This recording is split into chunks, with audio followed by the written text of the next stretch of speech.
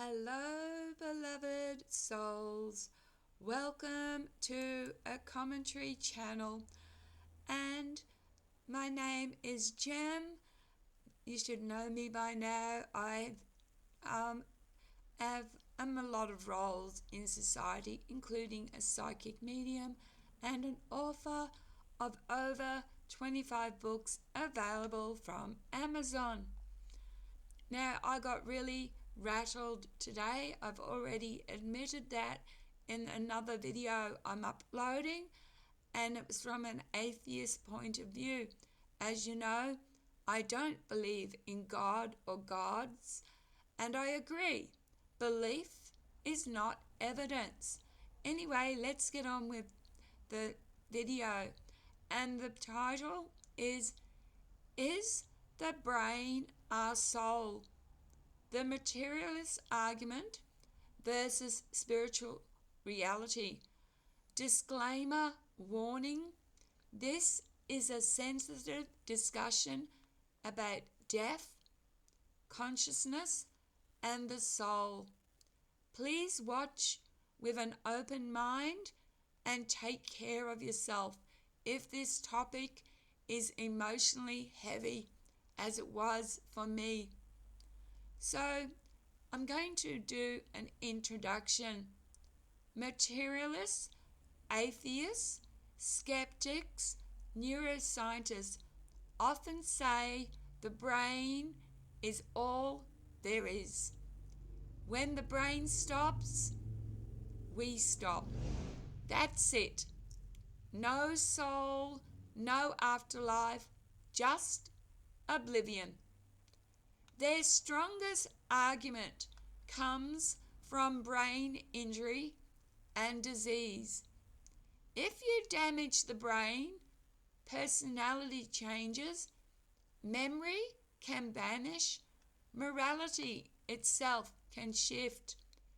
If the soul was truly separate, they ask, why do these things happen? Shouldn't the soul itself remain untouched? So the big question, is the brain our soul, or is it just the hardware our soul uses? Let's look at the materialist view. Materialists point to dementia. Someone forgets family and loses identity. Strokes. One day a kind person, the next day aggressive. Brain injury can erase entire parts of who we think we are. They argue, if a soul exists beyond the brain, why is the soul not expressing itself when the brain is damaged? This is a powerful and unsettling argument because it shakes our sense of what makes us us. Now, I've already shared in the first video my experience of a fatal overdose. I shouldn't be here. And I've also shared that I was aware in blackness. But now I'm going to share another personal experience about Rob. I want to share something personal. When my husband Rob was ill with sepsis from drug use, before anyone knew what was happening, his personality began to change. It was like he wasn't himself. In fact, a kind, loving man turned into something violent and evil. I had him on police protection. That's how much Rob changed. And later, when he finally was admitted to hospital, during his induced coma, he dreamt of 3 wicked women kidnapping him and holding him there in hospital. And at the very end, when doctors declared him brain dead from asphyxia, that's loss of oxygen to the brain, he had a cardiac arrest, so he lost oxygen to the brain. Something strange happened. Every time I called and the nurse put the phone to his ear, his blood pressure rose. He recognized me, even though only the most primitive reptilian part of the brain was functioning. Something of Rob was still there. Something deeper than memory, deeper than personality. A different lens, the soul beyond the brain. What if the brain isn't the soul, but the instrument the soul plays through? Think of a piano. If some keys are broken, the music changes. The pianist is still there, still capable, but the instrument limits what can be expressed. In the same way, brain injury may not destroy the soul. It just distorts or blocks the way the soul expresses itself in the world. Personality, memory, even morals, these might not be the soul. They may just be tools of the soul which it uses while embodied. What is the soul then? If it's not personality or memory, maybe the soul is the awareness that notices everything, even when memory fails. The spark of recognition when love breaks through, like Rob's blood pressure rising at the sound of my voice, or my awareness in blackness when I overdosed, not like being unconscious, but literally I had died.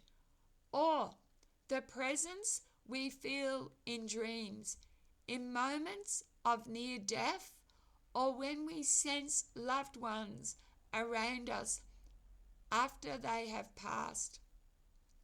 So let me explain again. When I overdosed once, I experienced blackness, but I was aware of being in that blackness.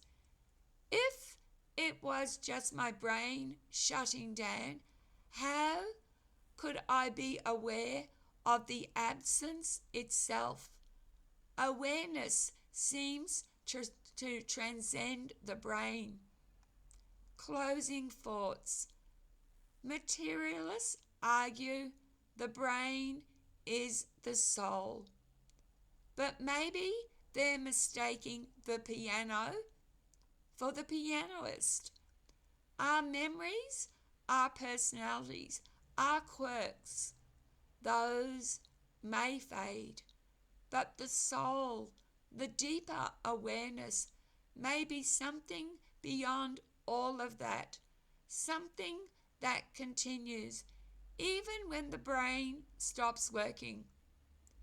And maybe when we die, the soul simply puts down the instrument and goes on playing elsewhere. What do you think? Is the brain the soul or just its instrument? I'd love to read your thoughts in the comments below. Thank you for watching.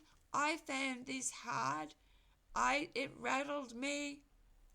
And as I explained in my first video, I went from a child being aware of spirits around me to a teenager, a Christian, followed back by being a psychic aware to the Baha'i faith, back to being a psychic medium. But I do not believe in God or gods. And I agree with atheists. Belief is not evidence. Belief and everything that happens to us is subjective.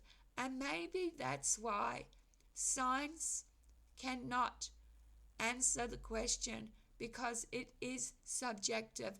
And the only answer is when we die, we will know. Now, as I said, some people who have had near-death experiences, including myself, have come back with reports. But maybe, I'm going to give it to the materialist, maybe that's just the brain shutting down.